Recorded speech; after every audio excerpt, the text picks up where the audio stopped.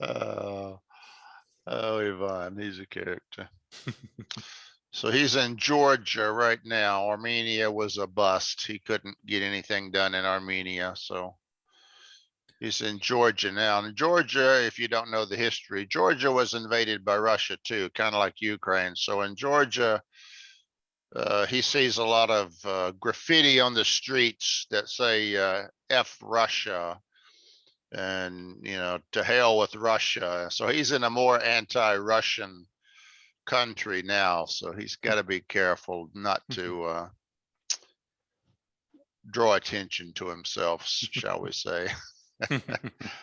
But he tells me his kids still scream out in Russian. So as soon as his kids scream out in Russian, everyone knows he's a Russian. So, boy, Ivan. Be quiet. Yeah, I know. Okay, so it's time. We'll go ahead and get started. I am recording. We are going to, we left off at question 11 last time, but let me do a brief summary of what this chapter was about, since we're kind of coming in and at the tail end of it. Recall that Klaus Hauptman had come to the Medusa system, Basilisk Station, specifically to meet with and browbeat, intimidate Honor Harrington into stop inspecting his ships. So he arrives on her ship in a shuttle, steps off like a reigning monarch, like he's a king, swaggers down to meet her, does the handshaking incident, tries to squeeze her hand and dominate her, and she squeezes back equally hard and kind of dominates him, which was his first shock. Then they went to the briefing room, and then Hauptman said, I want this to be private. I want your flunky here to get out. And she said, no, he's going to stay. So Hauptman said, I'm afraid I must insist that your flunky leave the room right now. I want to talk to you in private. And she again said, I'm sorry, but my flunky is going to stay in the room. So he got his second shock there, that she refused to recognize his superiority. So we talked about his family lineage, how he came from basically a humble family. He was not aristocracy. He had an ordinary family, common citizens. They just slowly built up a business and eventually became rich over hundreds of years. We talked about how Manticore was initially settled, that a corporation back on Earth bought rights to settle this star system. So they got a bunch of money together. They bought the rights to the system. They got a big colony ship. They sent a bunch of people to the system to settle it. Does anybody remember how many years the trip took? 640 years. So 6 centuries they were asleep on a ship going to their system. All right. So when they finally got there, they began settling the system. While they were asleep during that 640 years, the impeller had been invented. The hyperdrive had been invented. So now they could, humans could travel more quickly from star system to star system, and it didn't take 6 centuries anymore. So when they settled, they began, establishing buildings, towns, cities. And 22 years after landing, a manticoran virus mutated and became fatal, became deadly, and it spread among the human population rapidly. and 60% of the population died. So this is kind of like the bubonic plague or the Black Death that hit Europe one time. That only killed 1/3 of the people. This plague killed 60% of the people, some of whom had been born on the planet after getting there, after the family got there. 90% of the original stockholders were killed by this plague, a lot of whom were experts, scientists, engineers, doctors. So when a huge part of the population got wiped out, the remaining population did not have the knowledge, the skill, or the numbers to sustain the planet, so they would all eventually die. So Winton, the owner of the corporation, or the CEO of the corporation, had planned ahead by investing money in interest-bearing savings accounts. So during that 640-year trip, his money was slowly growing in the bank, so that when this disaster happened, he had a lot of money and he could afford to advertise, if you will, and offer free land and to anyone that would come to their planet to help repopulate the planet, if you will. So by offering to give people a lot of land, free land when they got here, so they would pretty much immediately be an aristocratic family. A lot of doctors and scientists and engineers were willing to make that journey, with the reward at the end that when they got to the planet, suddenly they owned huge amounts of land and they could become rich.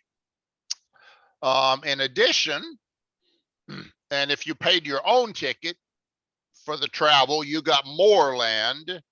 If you couldn't afford to buy your ticket, then Winton would pay your ticket for you, but you got less land when you got there. And if you had to pay your whole ticket, you got less land. So you might end up, and some people probably had to borrow money to get there. So they ended up the common people. So you had the people that paid their way, got large tracts of land, and they became the noble families, the ones with power and influence, like Pavel Young's family was among those. Okay. Alexander Hamish, his family was among those. Honor's family was not among the aristocracy. Her family could not afford to pay for their tickets. So when they arrived, Winton paid for their tickets. So when they arrived, they were just ordinary people like the Hauptmans. So Honor's family is not really a noble family either. She's got common roots. Her parents were doctors, so they established good salaries, and they made some money. So her family's not poor, but it's not super rich aristocracy either. So what happened was, because of this plague, we had only 10% of the original corporation stockholders survived. So they were called the first shareholders. So they were the first aristocracy or aristocratic families. And then the second wave of engineers and scientists and high-level people that could pay their own way became the second shareholders, and they also became aristocratic families. And then the other people that that Winton had to pay for all their expenses, they just became ordinary citizens. So this became kind of a layered society where you have the first shareholders at the highest levels of aristocracy, and then the second shareholders at a little lower level of aristocracy, and then you've got the common people, okay, where Hauptman and Honor's family were. So another problem that Winton had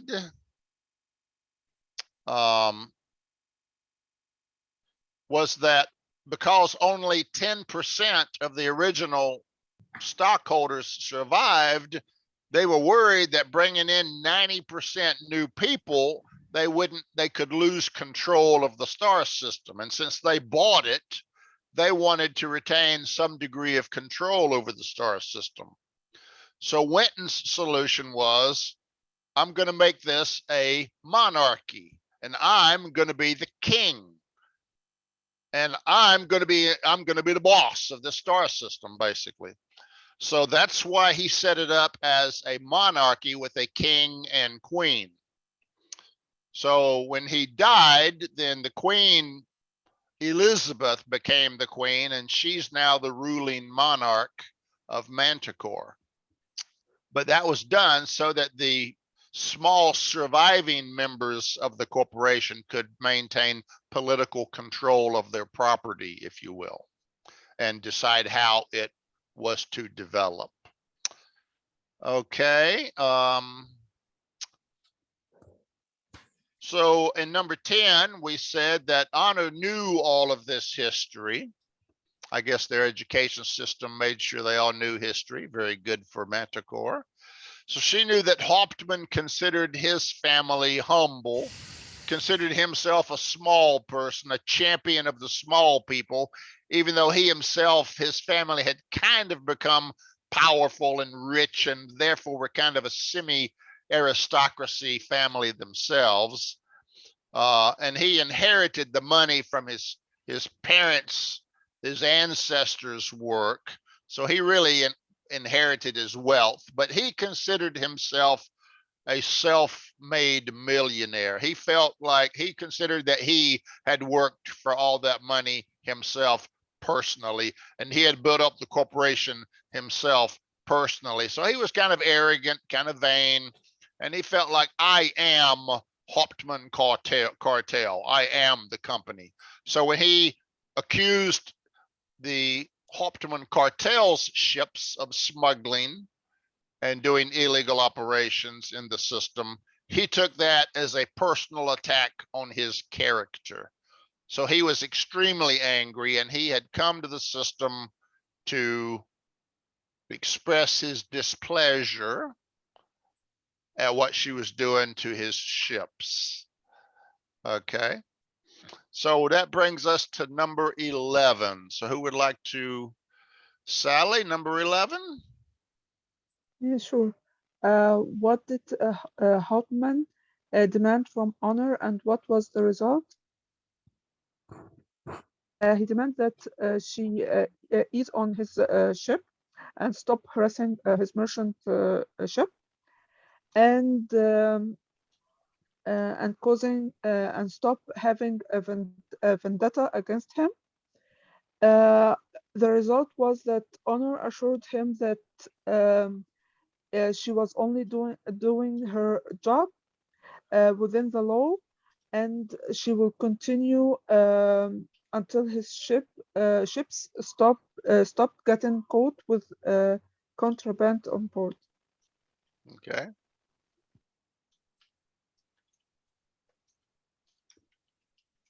Okay, so she stated, I don't have anything against you. The facts are your ships are being caught with illegal goods. If you control your ships, we won't have any problem. So she put the blame back on him again. You're the one that's not controlling what your ships are doing. So he took that as another insult, right? Okay. She said, I'm just doing my job. Okay, good. Number 12. Yvonne, hello. You want to answer a question, Yvonne? Yes, hello. It's Vova who raised. Okay. All right. Okay. When Hauptman made no progress changing Honor's mind, what trump card did he play? He remembers that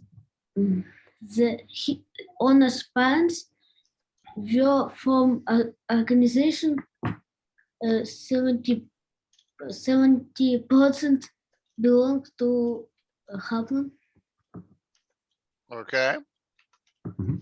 So, well, you're saying that they were actually employers of him, right? So they depended on him, and he could broke their career or make some troubles. Am I understand correctly? Okay. Well, do you know what is trump card? Edition card. No, it's not addition. There is some kind of games, right? Card games in which one of this how we call it, rank, or it's not rank, it's The type. suit, there's 4 suits. So one suit. Yeah. So one suits, it's kind of special, So you say, there are like crossed and how we call diamonds, hearts. What else? I forgot. We got hearts, diamonds, clubs, and spades. Spades. So do you understand? Four kind of types of cards, and one of them said they are special, they are higher than others, and we call this a trump card. So if you have a trump card, whatever its rank, is it a 2 or 10 or king, it's much. It's worth much than that previous one. So it's a trump card.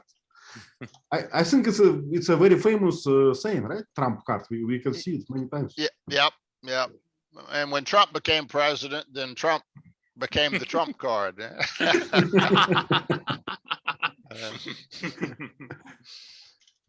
So the card game, I guess, is it bridge? Is that the card game? Bridge?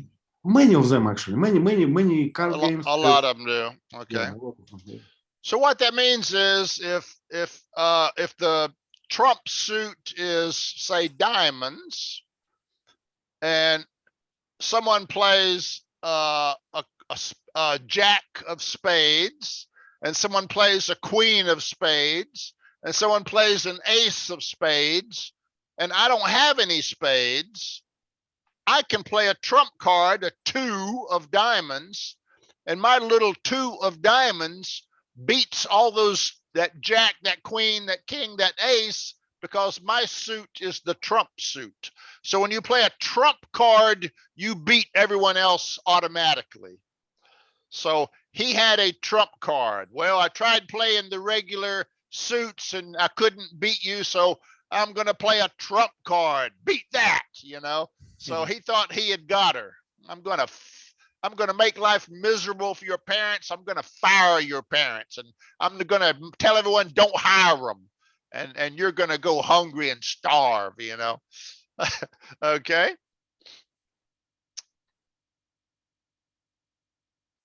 So at this point, this threat against your parents really, really, really infuriated Honor. And she started getting this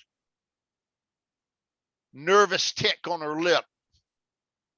And she was about to boil over with anger and just punch him in the face. She was just like, and he mistook that for nervousness. So he's sitting back there smug.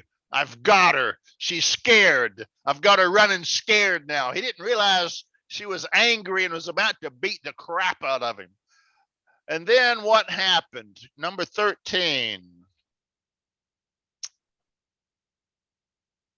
Anyone?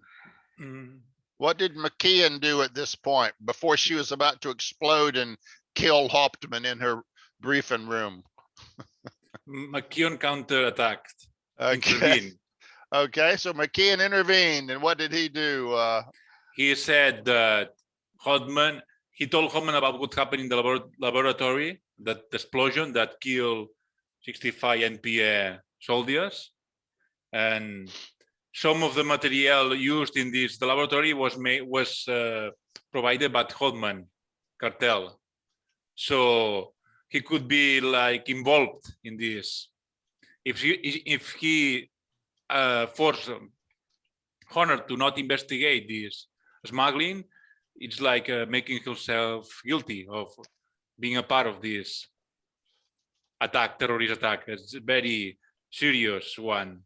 It's a very serious action, and if the queen of the government knew about that, he could have serious problems. Okay. So if he interfered in the investigation. So we suspect that Hauptman didn't know about that. Okay. He was surprised.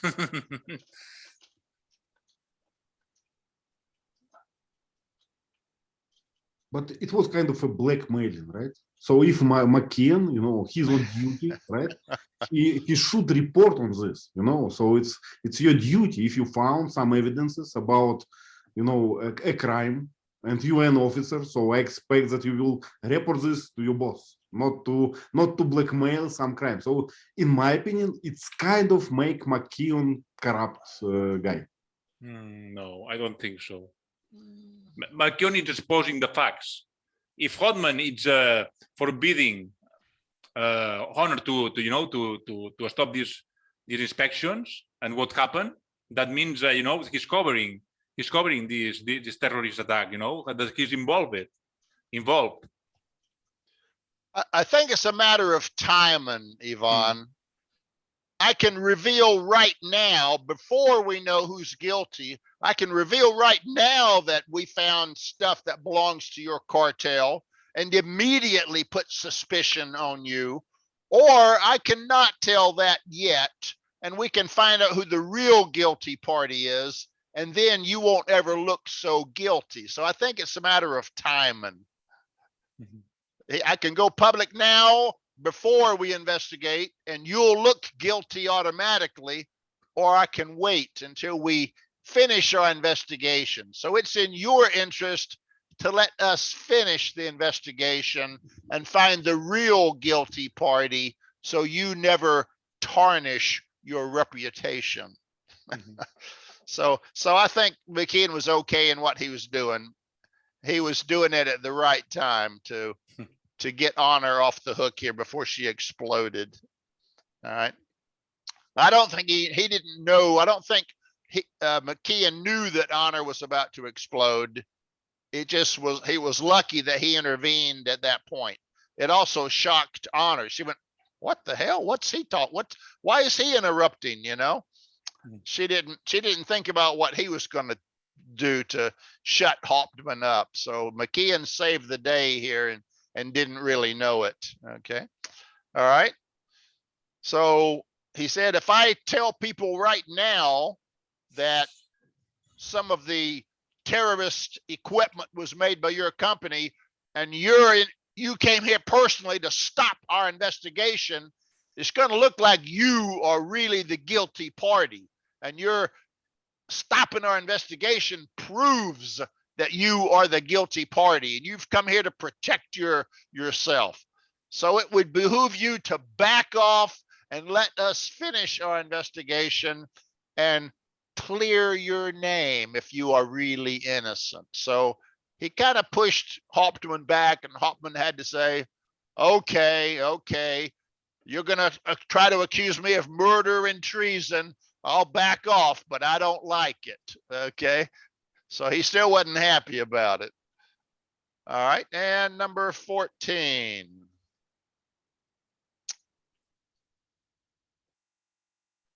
One question, Teacher Lee. Okay. Could that be called obstruction of justice? Who, Hauptman interfering? Yes. Yes. Yeah, that could be obstruction of justice. He's trying to stop a legal process from proceeding. Yeah. So if he puts a roadblock there by any means, really, it could be interpreted as obstruction of justice if it's not legal, not ethical, I guess. Yeah. But he wasn't worried about that. He's got a lot of expensive lawyers. He can fight that. But being accused of murder and treason, he didn't want to go there. Okay. Jihan, number 14, please. Hi, everyone. What were Honor's parting words to Hauptman in the elevator as they headed down to the boat bay? She told him that he stooped or ascended himself by throwing these threats toward her, and informed him that she will not forget what he was trying to do, and also added that she disliked the custom of dueling, but if she had to do it, she will like confront him and kill him. Okay.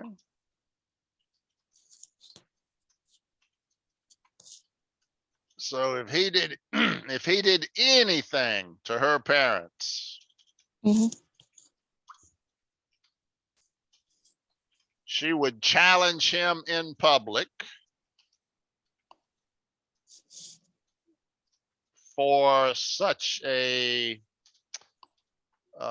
low extortionist tactic against her family, and that would kind of put shame on him, attacking her family to make her not do her job in the Navy, in the Queen's Navy. It would put some shame on him and he would have to accept.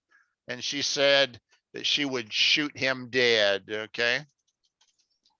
She would shoot him dead on the field of duel.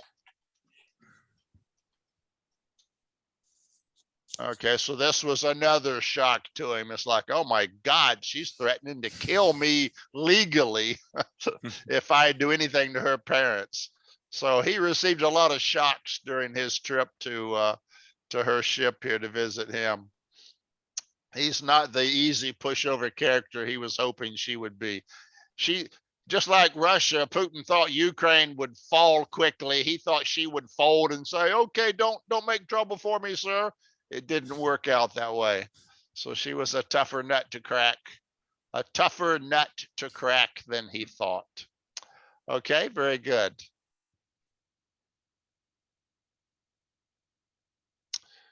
You get to look at some Chinese there for a moment.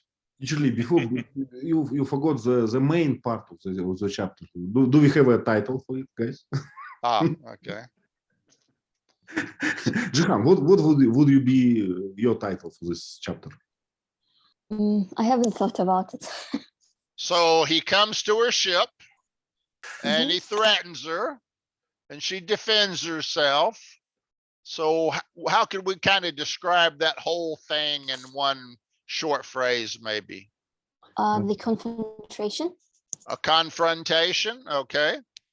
I would say counter-attack. Counterattack, okay. Well, what do you say? Briefing Hauptman with Honor. Okay, briefing. Okay.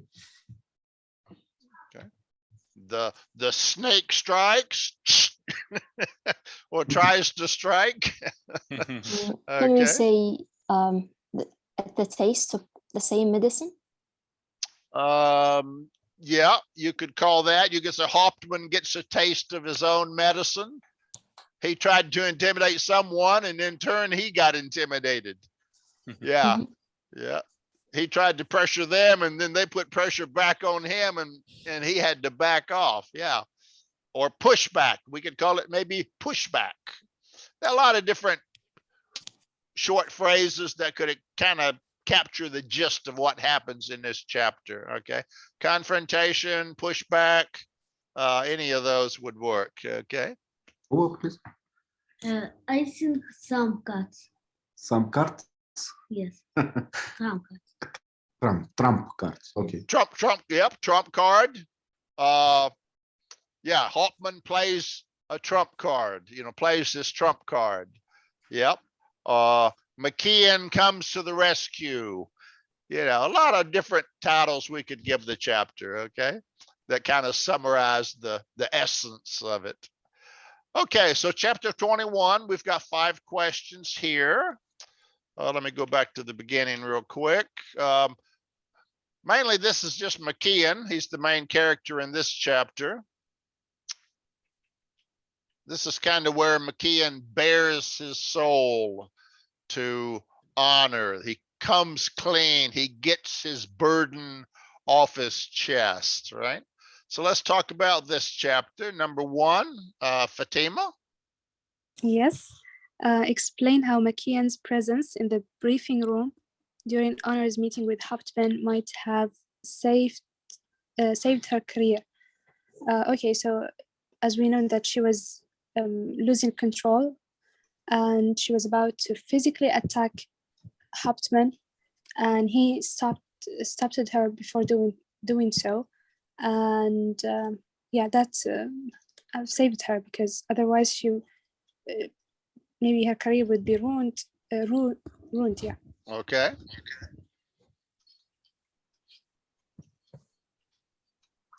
So this would have ruined her career. So his timely intervention happened to save her career, unbeknownst to him. So he wasn't aware that she was about to lose it. So, so that's why she said she owed him a debt that he didn't even know about. Yeah. All right. Very good. Number 2.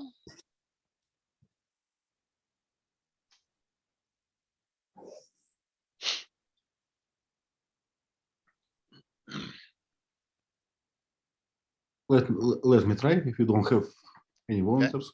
All right. Okay, so as far as I understand, Mckee at this point, he kind of wanted to have a revelation moment. He kind of wanted to explain himself to Honor. So he, how we call it, he got an eureka moment. It's not an eureka moment. It's like a moment when you change your behavior, when you understand something, and he wanted to make it clear for Honor as well. So that's what I think. Okay. Recall that what he did by confronting Hauptman himself, he made himself an enemy of Hauptman also. So Hauptman now remembered him specifically and her as 2 of his enemies that rejected his orders and that refused to cooperate with him and made trouble for him and kind of threatened him personally. So Mckeon went out on a limb and put himself at risk in the line of fire by becoming a hated enemy of Hauptman also. So he started thinking about, why did I do this? And he realized that he had to support his captain, his CO. And then he realized, man, I should have done this earlier. I've been not supporting her all this time. I've been a bad CO. So he started to feel guilt, and he couldn't take it anymore. He couldn't contain it. He had to let go of the guilt and the shame. So he decided, this is the time I need to tell her, I know I've been a lousy XO. I'm sorry, and I'm going to do better. So his guilt and shame finally boiled over, and he had to confess his sin, if you will. So he stayed in the briefing room, waited for her to come back so he could get it off his chest, so he could relieve himself of all this stress of shame and guilt. Okay, so he reached a tipping point is one way we say that. Okay, number 3. Sally? Okay. When Mckeon buried his soul with honor, explained the Just brief summary of key point of what he said. Okay. He hated her for being higher in rank, and although she's younger than him, she was more competent than him to have the white beret. Uh, she doesn't complain or whine about a complication that comes her way. He also blame her for losing the war games and for getting them assigned to Basilisk Basilisk station. Yeah, Basilisk Station. Okay. Basilisk station. Although he thought that she was brilliant in this war game, um, he thought that he could do better than she was. Um, and although that he feels like she was better than him, but he still uh, had some hatred towards her. Okay. So finally, he admitted to himself that she was better than him. Okay.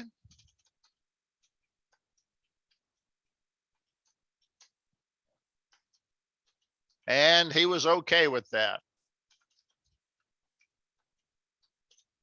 I'd Okay. like to add something, Okay. that the chapter doesn't say. But the fact that Mckeon is a man and Honor is a woman, it must have something, For a man, they have some pride, and they must be better than women. Yeah, even 600 years in the future or whatever, men and women are still Yeah, men and men always women. saying they're stronger, even in equalitarian society like this, and Manticore. I think there is something, something. Hopefully, it will not stay 600 years in the future. It was Manicoran society was more equal. A lot of women did have powers of authority. The queen was a woman, but in men's minds, men like to always be thought that they're, think that we're stronger than women, tougher than women, smarter than women. It's a man thing. Okay.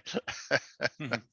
And I also feel this relationship between Honor and Mckeon is why it's because Mckeon is a man and Honor is a woman, Yeah, and his feelings and those stuff. I don't know. It could be different if Honor was a man. Yep, and he's older than her, so we got age versus youth, right? Mm-hmm. So generally, older people have more authority, or smarter, or more competent. But here it's switched. She's younger than him and above him in all those areas. So it's difficult to accept pride-wise, ego-wise.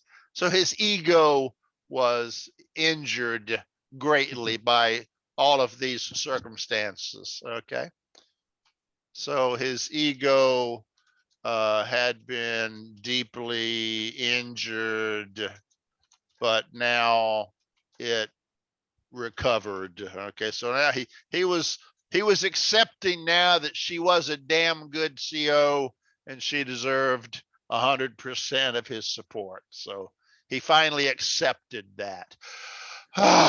Okay, you are good, and I am here to serve you. Let's get to work. I'm thinking, can you imagine if Honor was so useless that Pavel Young? I think Mckeon would resign. Oh God, yeah. Yeah, you have to feel sorry for Young's XO, right? Young's XO, if he's a good guy, a hard worker, and he sees Young doing nothing all the time and just being an asshole all the time, and you got to work for this guy. Oh, not good. Okay. All right, number 4.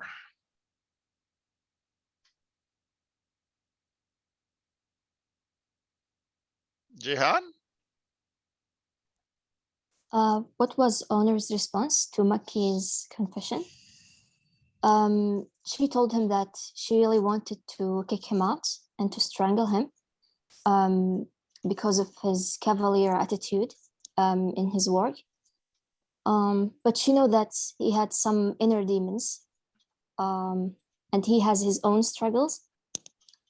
Also because he said that he's a plodder and incompetent. She stated the opposite.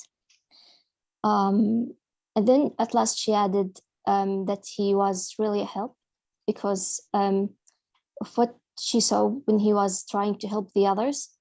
I can't remember their names. They were two. Panowski and May? Cardonis. Yes, Rafe Cardenas, yes. Cardonis, I think. Mhm. Yeah, but yeah, she saw he had worked well with other subordinates Members. and done an excellent job with them. Okay, yep. So she had seen that he was a good XO, as long as she was not involved. Mhm. Okay. XO with the crew. Okay.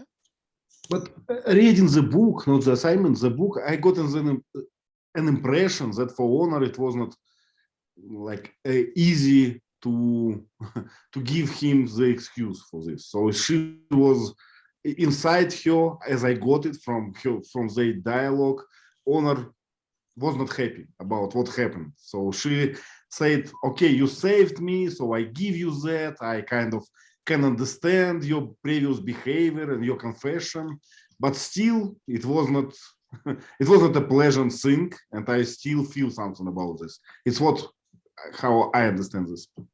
I think she was just wondering about his attitude, like why, and even she asked it, like why he's doing this or why he's acting like this. So like she know that he was good, but still wondering why he's acting in this way. Yeah, That's my opinion. yep. So she admitted that his behavior initially had been unacceptable.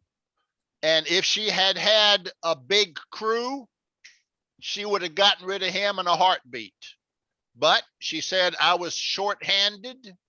I needed every person. So I didn't get rid of you because I couldn't afford to. I had to keep you because we were shorthanded. We didn't have enough crew. I had no one to replace you. But if she had extra people, she would have gotten rid of him. So here she gives him a bone. She says, but that would have been a mistake. If I had gotten rid of you, that would have been a mistake, because now I see that you are a good XO and you just had personal problems that were holding you back. So now that you've gotten this off your chest, from this point going forward, do better. You've heard me say to you guys, do better, right? So she told him, do better. Okay, number 5. Ivan? What was the final resolution of this chapter? Honor called him Alistair by name, and he can call her skipper. Yeah. So it's kind of what does it show? Friendship.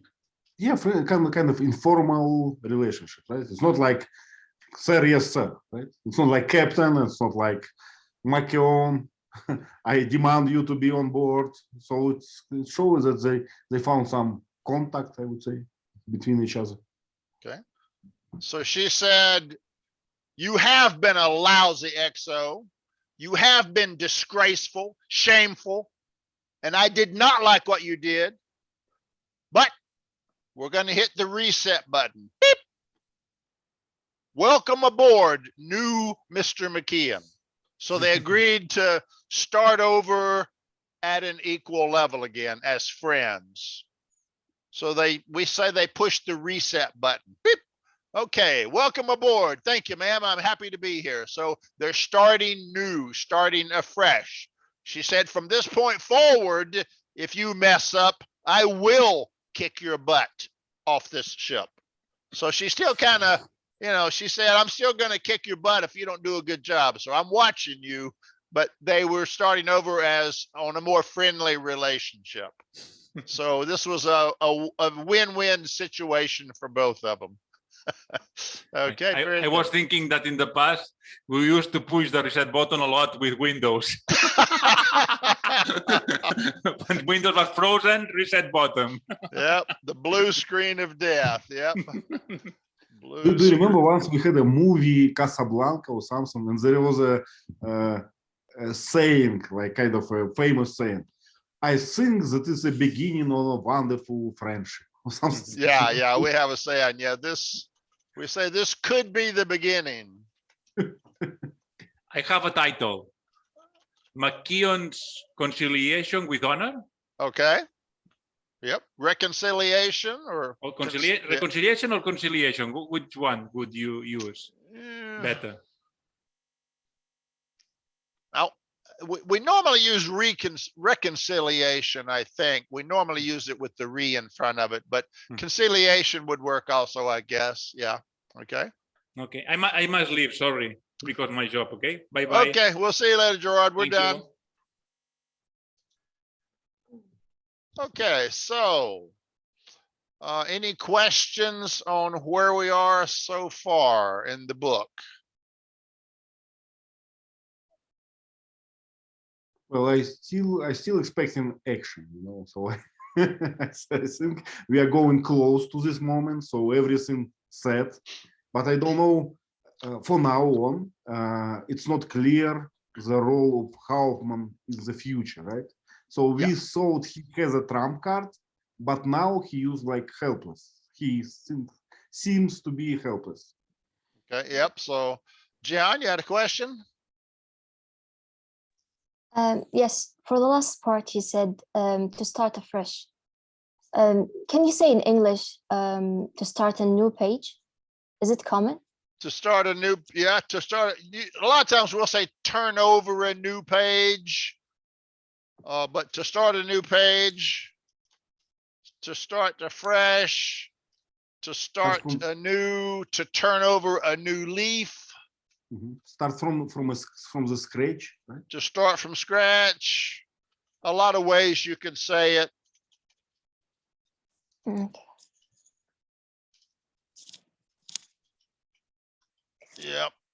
Yep. To turn a new also to turn a new page is good. Yep. Okay. Go ahead. Can I give this chapter a title, The Open Up? Wouldn't it be clear to say the open up? The what? The open up. Open up. Yes, like to reveal your feelings to the others. Opening up. Yep. Yep. You can say that. Mckeon opens up. Mckeon opens up. Would work. Yep. I think I called it.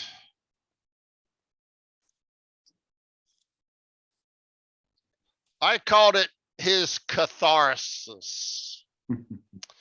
Catharsis is a Greek word. We use it in English a lot. Catharsis is a medical term, I think, but we use it figuratively in English. Have you ever been constipated where you can't go to the bathroom and do number 2? And you just feel worse and worse and worse. And so maybe you take some X-Lax or something and you sit on the toilet and you go, and finally, whoosh, it all goes out and you go, oh God, that feels good. That's catharsis.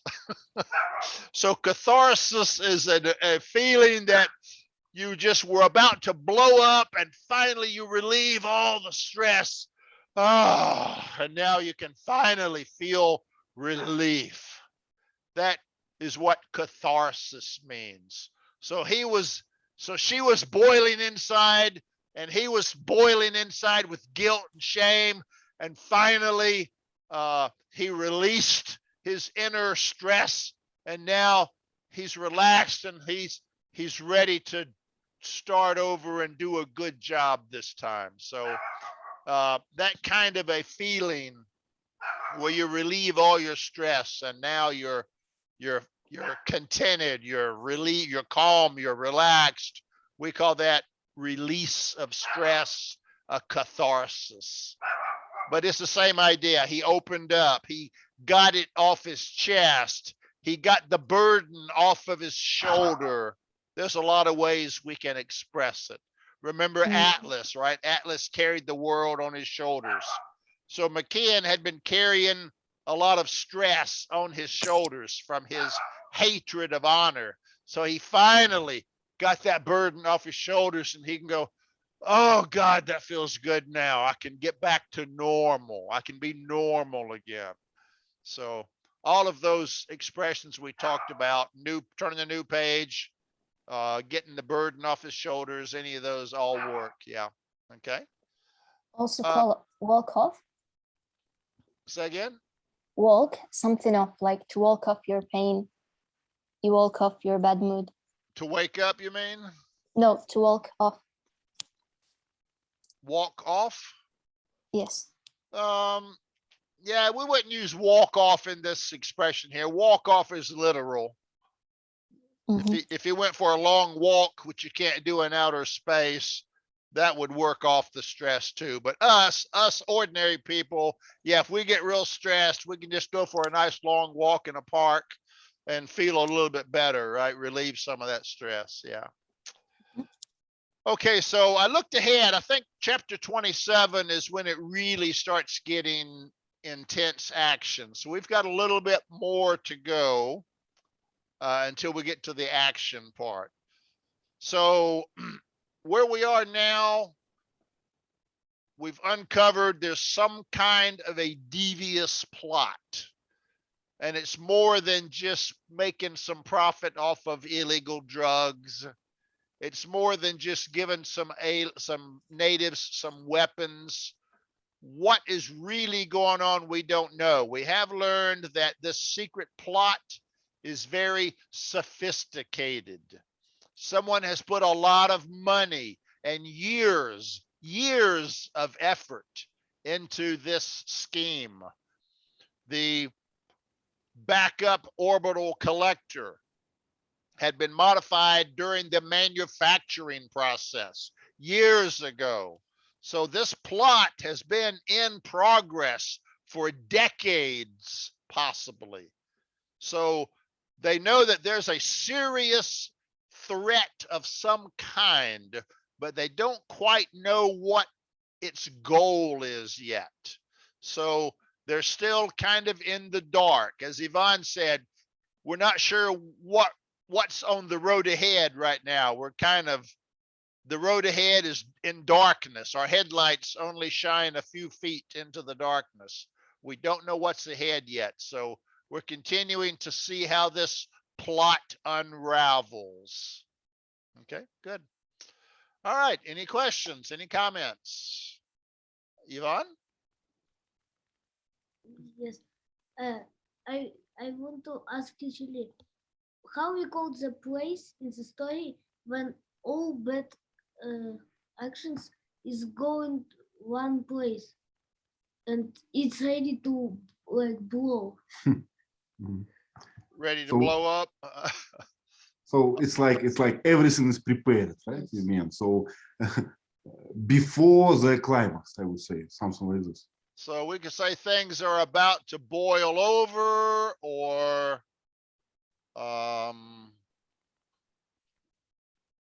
the starting gate, the starting gun is about to fire. Pow, go, you know. I'm not sure. I can't think of a good expression right now. Yeah. So, but it's a common pattern in the stories or in the books, right? When we have all the circumstances set up, we understand this and that and this, and before the main action, right? So we're talking about this. So we are in the point before the main action, right? So that's point we are ready. a lot of times what we'll say is everything is in place. That means everything's ready to go, and all we're waiting on is the hammer to fall. Pow! So we're waiting for the hammer to drop. Pow! And then everything initiates. So yeah, it seems like this big plot. It seems like everything is in place almost. Honor knows that they've kind of discovered the secret lab and someone blew it up and killed a bunch of NPA people. So Honor knows that the bad guy knows that their plot is in danger of being discovered. So now Honor's thinking, you know, this may prompt them to start the plot early, possibly, to avoid it being stopped altogether. Another possibility is they may go quiet and do nothing for a while and hope that Young comes back and replace him. Remember, the bad guys are hoping that Young's going to come back and replace Honor, and now they'll have a dummy in charge of the system, and then their plot then they can drop the hammer and initiate the plot with Pavel Young in charge of the system. So remember, the bad guys are trying to delay until Young can get back and replace Honor. So a lot of things are still in play right now. We're not sure what's going to happen yet. So still some uncertainty. Jihan? For Vova question, maybe we can say the calm before the storm, because things are aggravating, but not to the point, like it's not exploding like in front of everyone. It's just underneath the surface. Excellent. The calm before the storm. That's excellent. Yeah. Things are quiet right now, but when all hell breaks loose, so we also say all hell is about to break loose. Okay. All hell is about to break loose. The calm before the storm. We don't know what's going to happen, but when it does, it's going to be quick, right? Probably. Okay. Good expressions, all of these. Okay. Anything else? Okay, everyone. Thank you very much. Next time will be chapter 22. I'll take a look at it, and if it's too short, I'll let you know if we're going to do 23 or not. But for right now, just plan on chapter 22 next time. There are 32 chapters, so we've got about 11 chapters to go. And the last five after chapter 27, it starts getting kind of intense. So we're still developing the plot right now. So but it's going to get exciting pretty soon. Okay, everyone. Thank you very much. We'll see you later. Thank you, Teacher Lee. Before we Thank you, start, Teacher Lee. I was worried that the chapter we discussed today is kind of short and not full of events, but I think discussion was pretty good. We found a lot of things to discuss. Yeah, I don't know when you stepped in, but I went ahead and kind of summarized the first 10 questions to kind of explain or remind everyone how we got here. So I killed a little time with a little summary. Thank you again. Thank you again for everything, and for the book as well. No problem. Okay, everyone. We'll see you later. Thank you for attending. Thank you. Bye. Bye-bye.